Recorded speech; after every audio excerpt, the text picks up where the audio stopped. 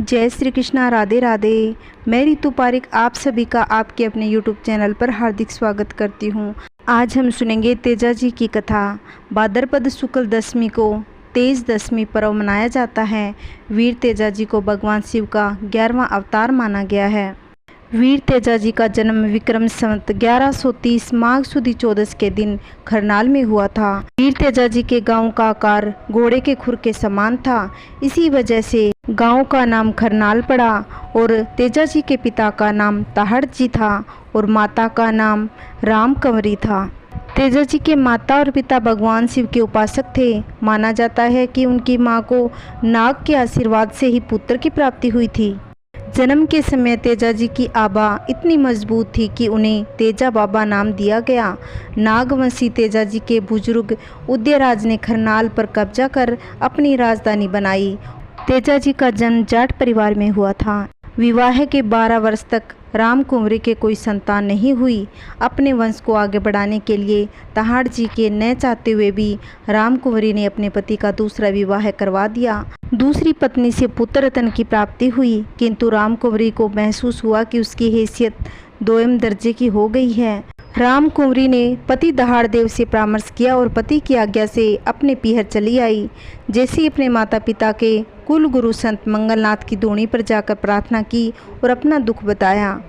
कुल गुरु ने राम कुंवरी को विधि विधान से नाग देवता की पूजा आराधना का निर्देश दिया और वह पाल पर बैठकर वृक्ष के नीचे नागदेव की पूजा आराधना करने लगी और उसने 12 वर्ष तक पूजा की। फिर 12 वर्ष के बाद अक्षय तृतीया को नाग देवता ने दर्शन देकर पुत्र प्राप्ति का आशीर्वाद दिया।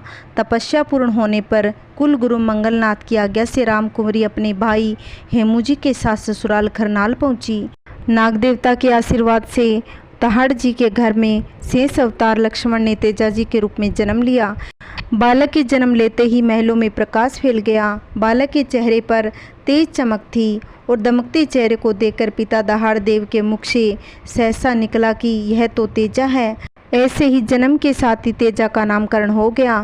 तेजा जी का विवाह बचपन में ही पनेर गांव के रायमल जी के पुत्री पेमल के साथ हुआ, किंतु शादी के कुछ समय बाद ही उनके पिता और पेमल के मामा में कहासुनी हो गई और तलवार चल गई, जिसमें पेमल के मामा की मौत हो गई। इस कारण बड़े होने पर उनके विवाह की बात को उन्हें बताया नहीं गया था। एक दिन उनकी भाभी ने तानों के रूप में यह बात उनको कह दी।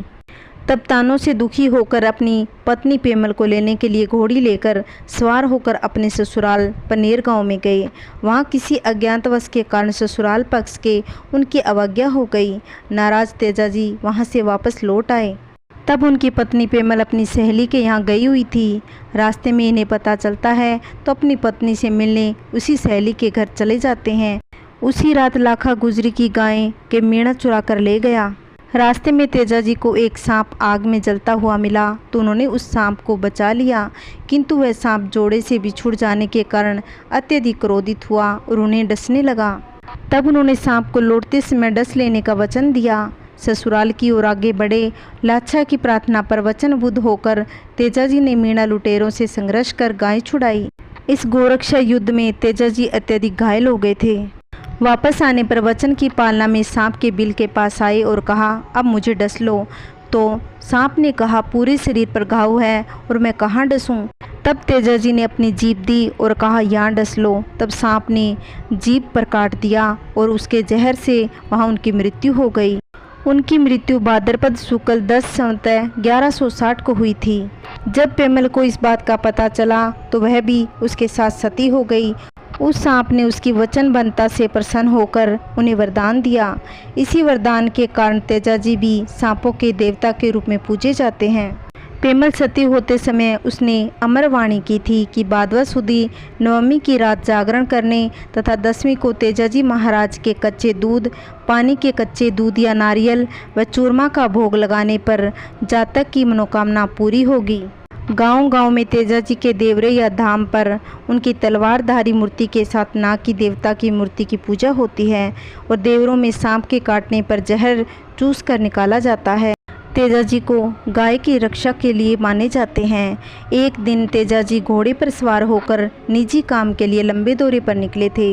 तभी रास्ते में तेजा जी को प्यास लग गई और पानी पीने के लिए एक गांव में रुकना पड़ा।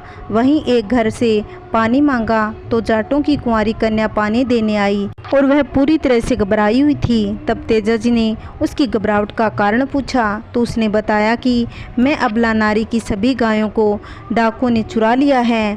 उस अबला नारी ने तेजा जी से गायों की रक्षा करने के लिए कहा और डाकुओं से छुड़ाने की विनती की।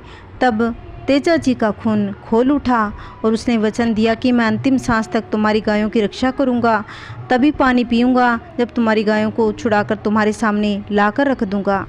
फिर तेजा जी गायों के पद चिन्ह लेते लेते डाकुओं के गिरोह तक पहुंच गए। तेजा जी निहत्थे होकर सैकड़ों डाकुओं के हथियारबंद गिरोह से घमासान युद्ध किया और डाकुओं के गिरोह को युद्ध में परास्त कर गायों को सकुशल वापस उस अबला नारी के पास छोड़ दिया।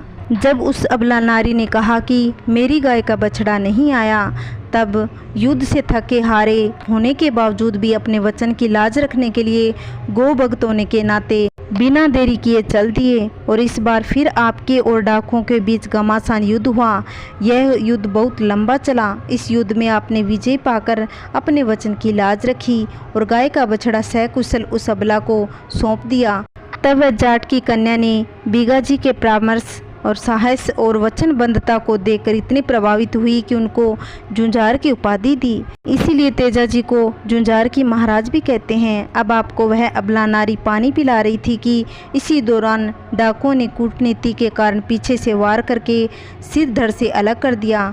जिस स्थान पर आपका सिर गिरा ठीक उसी स्थान पर प्राकृतिक रूप से देवली निकली। इस समय मुँह देवली पर घोड़े पर सवार हुए और तेजा जी की तस्वीर बनी हुई है। साथ में तेजा जी के साथ सती हुई जाट की कन्या की तस्वीर भी बनी हुई है। तेजा जी अपनी अंतिम श्वास तक गांव के बग्घी में ली थी, इसलिए आपके विपरीत स्थल आपके अमर बलिदान के सम्मान के उपलक्ष्य में स्वयंभू देवली पर वर्तमान में बीगामल धाम नामक के मंदिर बना हुआ है।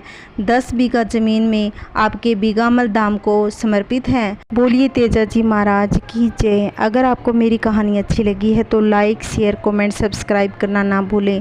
ओम नमः शिवाय। जय श्री कृष्ण।